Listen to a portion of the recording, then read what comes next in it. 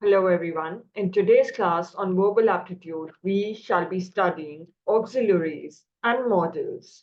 Auxiliary verbs, also known as helping verbs, assist other verbs in forming tense, mood, or voice. They can be categorized into primary auxiliaries and modal auxiliaries, right? Primary auxiliaries help form tenses, questions, voice, negatives, etc. They can function as main verbs when standing alone and also as helping verbs in certain sentences, right? So primary auxiliaries are be, so the forms of be, that is, am, are, were, being, been.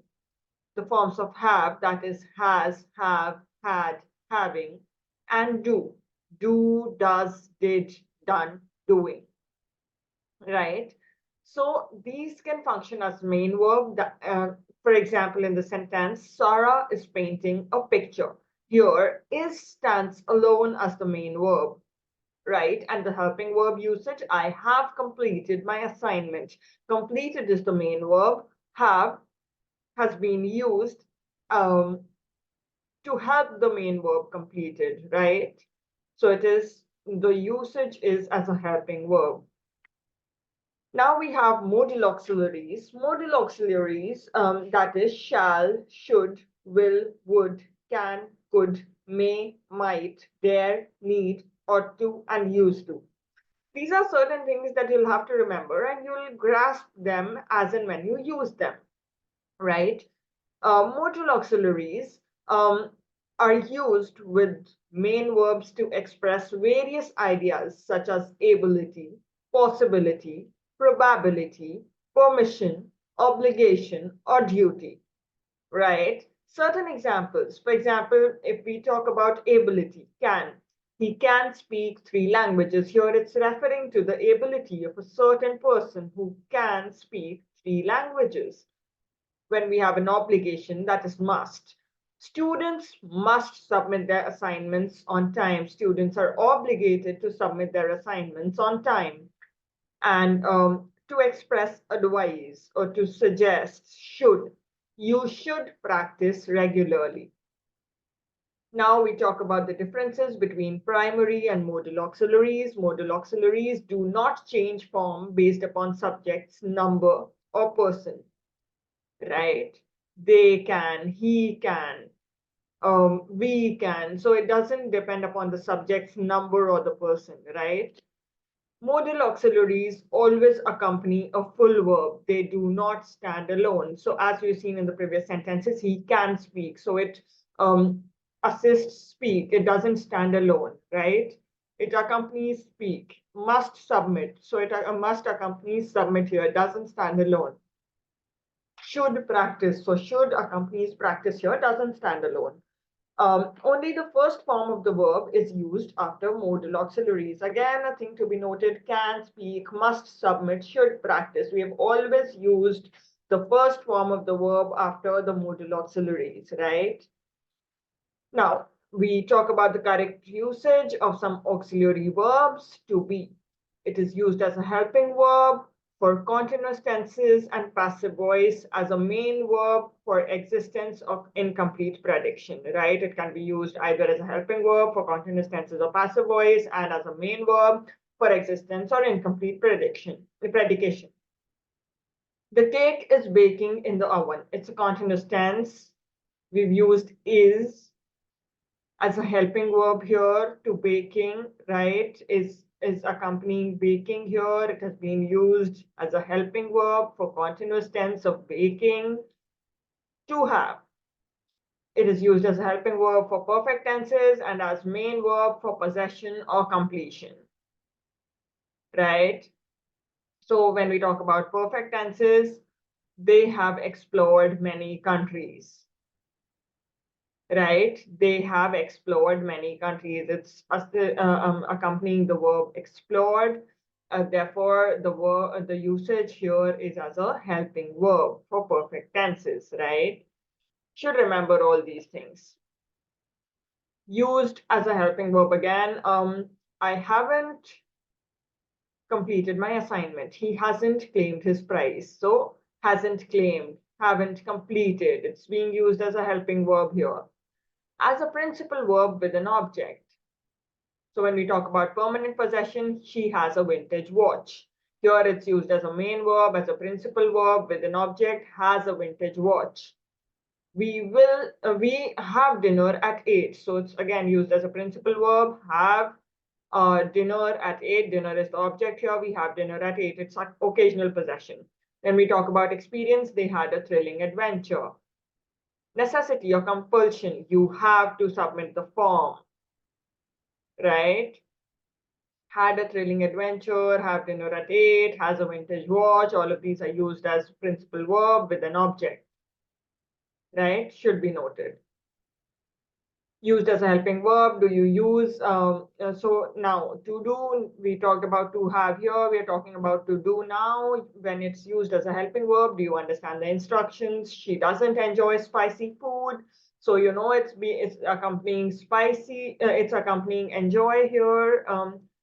Right? Do you is do is accompanying understand here. I do appreciate, again, do is accompanying appreciate here.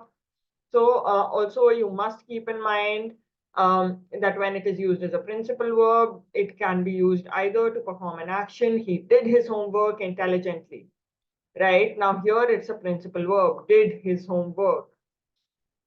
Interrogator verb, do as your teacher instructs. Substitute for the preceding verb. He works hard, but he doesn't. She works hard, but he doesn't. So it substitutes the preceding verb, works, right? Now we'll talk about shall. Shall, when it is used with the first person. Let's go, shall we? Let's learn, shall we? I shall complete the task by noon. You shall watch the lecture by tonight. When it is used with second and third persons, it could express command. You shall follow the rules. It expresses promise. You shall receive the package tomorrow. The video shall be uploaded tonight. Right? Questions with second person. Shall can be used in questions with second person. Shall you attend the meeting? Shall you accompany us to the event? Shall you watch the video? So yeah, it's used with second persons in question. Now we talk about will. Will is used with second and third persons. It will rain later in the day. She will join the team next week. It is also used with first person to express willingness or offer. I will assist you. Or to express intention or promise. We will attend the event. So now we have a fill up exercise. My cousin dash celebrates his 21st birthday next month. Before you fill these, just look at the rules of will and shall. Will is used with second and third persons and also with first persons. It is used with first persons to express willingness or offer and intention or promise. However, shall is used with first, second, and third persons, but it is used with second and third persons to express command and promise. Right?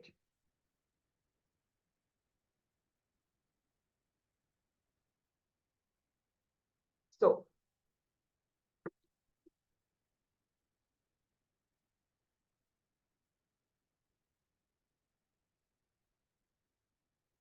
my cousin shall celebrate his 21st birthday next month. Right? We will be delighted to welcome you. You shall, under no circumstance, hinder me from expressing my thoughts. So it's expressing like a command. Certainly. Now here, would you like to express will or would you like to express use shall? It's a promise. You know, you're promising something. Certainly, you shall obtain everything you desire. Shall fits in better here because here, as we said, we are expressing a promise. She shall receive the package tomorrow. We are trying to, promise this, certainly. You shall obtain everything you desire. Okay. Now, used to. Used to is used to express habitual past. She used to visit us regularly. We didn't used to have smartphones.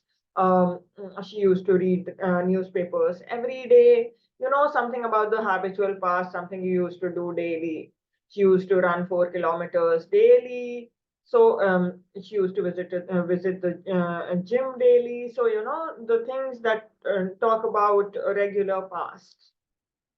Now, we should respect our elders. Now we're talking about should. The usage could be in sentences like we should respect our elders. You should work hard to pass the examination. It would express purpose. She works hard lest she should fail. He worked hard, so he should pass the examination. Right? Would. He would go for a swim in the sea. Would you take a cup of tea? It also expresses unreal conditions. If I were a cosmonaut, which I am not, so it is expressing an unreal condition. If I were a cosmonaut, I would take you to the moon. Uh, had you helped him, which you didn't, it's an unreal condition being talked about. Had you helped him, he would have succeeded. Can, could. Can is used for all persons in the present tense. Could is used for all persons in the past tense. You can go now. You cannot touch the flowers. I can swim. He can speak Sanskrit. It could either express permission and ability, as we've talked about here. Right? She can play the piano well. That is talking about an ability. It can rain later in the day. Now, here it's referring to possibility. Can is used to indicate ability, permission, and possibility in the present tense. This must be noted that can is used to indicate ability, permission, and possibility in the present tense. Right? Could, however, refers to certain past ability. Like, you know, when I was younger, I could swim for hours. It's talking about a past ability, or it could express a polite request. Could you please pass me the salt? May or might. May could also express a permission or possibility, you know, in the present tense. May is used for present tense permission and to express possibility. It may snow tomorrow. It may snow tomorrow. It's talking about a possibility that it may snow tomorrow. You may leave the room now. It's permission. You may leave the room now. Might represents either a slight possibility or a past possibility. She might come to the party. So it's referring to a slight possibility of her coming to the party. Uh, a past possibility, like he thought he might have left his keys at home. No, it's a possibility that he could have done that. He might have left his keys at home. Right? But we cannot use could here because it's a past possibility. Because it is a possibility, we cannot use could. He thought he might have left his keys at home. Must is used to refer to either an obligation or to express certainty, and it is used in the present tense. Students must submit their assignments on time, which is an obligation. The bus must have arrived by now. It's certainty, you know, the bus must have arrived by now.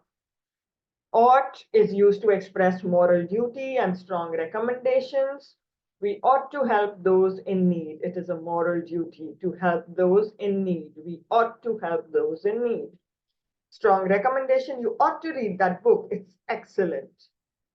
No, it's referring to any of the books, right? For example, you ought to read India After Gandhi. It's an excellent book, right? So referring to a strong recommendation here. Dare or need.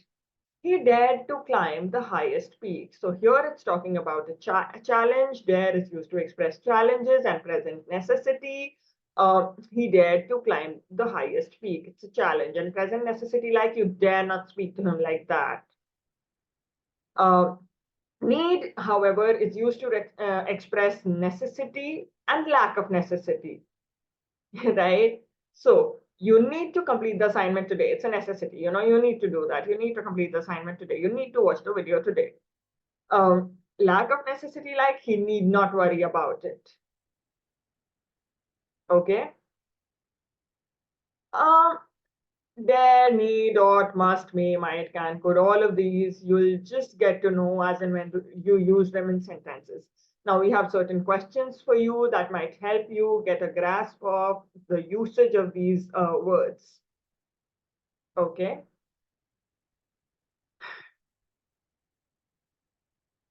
Now, I would again ask you to look at the rules once again to go with these questions, right?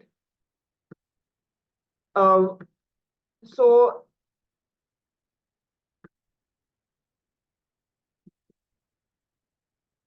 yeah, I mean, can, should, would, can, could, um, may, might, must, ought, dare, need, all of these questions will be useful for you in the long run.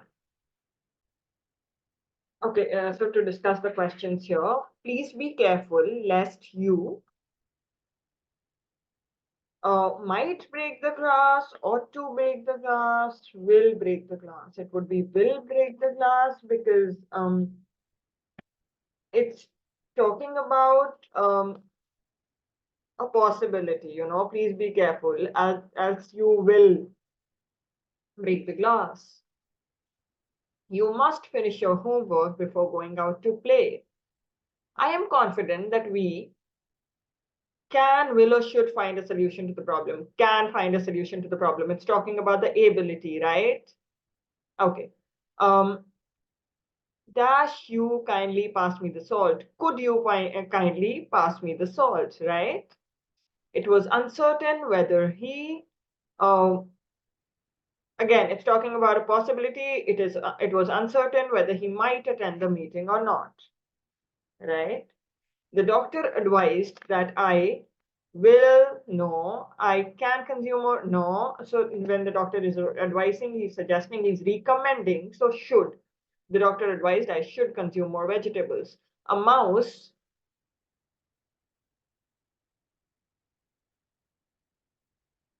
it cannot be can here. A mouse will not be able to outrun the cat will be the answer, right? Here it won't be can, it will be a will. We must always treat others with respect. We must always treat others with respect, right? Similarly, we have more questions. I am sure you can excel in your studies with dedication. It may rain later in the evening. Shall you join us for dinner? I believe he might be present at the event. She assured me that she would help me with my project. We must learn from our mistakes to grow. With some effort, one can master a new skill. It is getting late. I must head home now. The fog was thick. We couldn't see anything in front. To achieve a first class, you ought to put in consistent effort. Today is a holiday. The children needn't go to school, right? You have to choose and put in the right words depending upon the rules we've talked about before. If he had studied harder, he would have passed the exam. You should always follow your parents' advice. I was concerned that if I asked him again, he might decline. With the help of a mentor, you can improve your skills. Don't forget your umbrella. It may rain at any time. So these are certain sentences. You can go through the sentences that have been given below as well. You should inform your parents about your plans. We should be truthful in any circumstances. He mentioned that he would return the borrowed book the next day. Uh, you should not enter the restricted area. We should extend a helping hand to our neighbors whenever possible. If you have a valid ticket, you may enter the concert venue. So these are certain sentences that that apply the rules that have been given before. You need to go through these rules all over again and understand their usage, use them in your daily sentences, these modal auxiliaries and primary auxiliaries are at most important to be noted. They should be noted. Okay. All right. That's it for today. We would be ending it for today. Thank you very much.